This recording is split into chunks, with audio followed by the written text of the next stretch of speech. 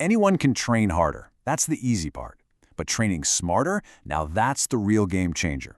Over the next few minutes, we're going to open up the essential playbook for any athlete.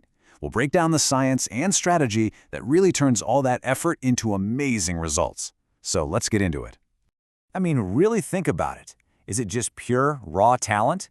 Or is there something else going on? Well, the secret, as we're about to find out, is almost always a deep understanding of the fundamentals of training. It's all about having a plan, a clear purpose, and a solid process. So let's start right at the beginning. To build a solid foundation for everything else, we first need to get on the same page. What is sports training anyway? Okay, pay close attention to this phrase, systematic process. That's the magic right there. This is what separates real, effective training from just, going to the gym and exercising. It's not about doing random workouts. It's about a planned, purposeful journey that's designed with a very specific goal in mind. Every single training plan out there, I don't care if you're a weekend warrior or a future Olympian, is built around these 4 crucial goals. You want to get fitter, obviously. You want to get better at the specific skills for your sport. You want to do those skills with less wasted energy. And, maybe most importantly, you want to stay healthy so you can actually keep competing. So, how do we actually build that systematic process we talked about? Well, you do it by following a set of proven rules. Think of these as the fundamental laws of getting better in sports. You just can't ignore them.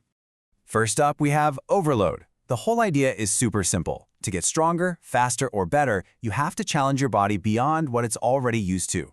It's kind of like leveling up in a video game, right? You have to face slightly tougher enemies to gain experience and boost your stats. Same idea here.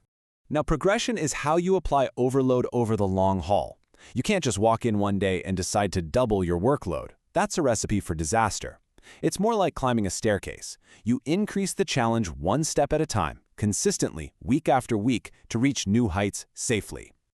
Next is one that sounds like common sense, and it is, the principle of specificity. It just means your training has to look like the sport you play. If you're a swimmer, you got to spend time in the pool. If you're a sprinter, you got to practice sprinting. Why? Because your body adapts specifically to the exact stress you put on it. Simple as that. And finally, we've got 3 more principles that kind of tie everything together. Training has to be personalized, because no 2 athletes are the same. Rest and recovery are absolutely crucial. That's when your body actually heals and gets stronger. And continuity is king. Being consistent is what turns all that hard work into real, lasting results. Okay, so we've got the rules down. Now let's look at the daily habits that basically bookend every great training session.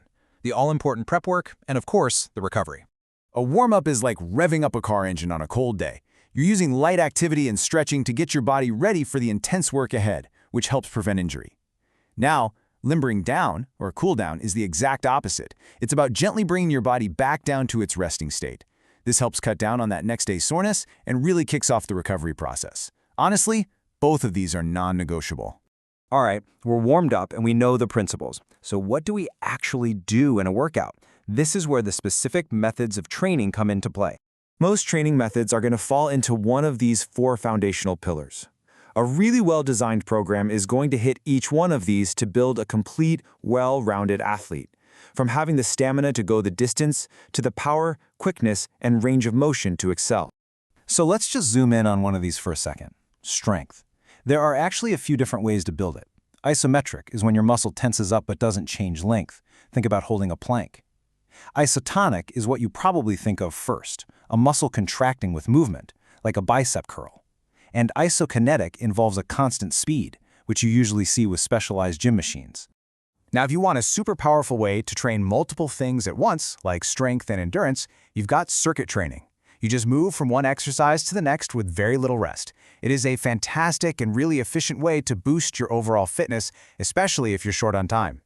But look, even the best, most systematic training plan in the world can't eliminate every single risk. The journey of an athlete pretty much always includes some setbacks. So, a huge part of training smart is knowing what to do when injuries do happen.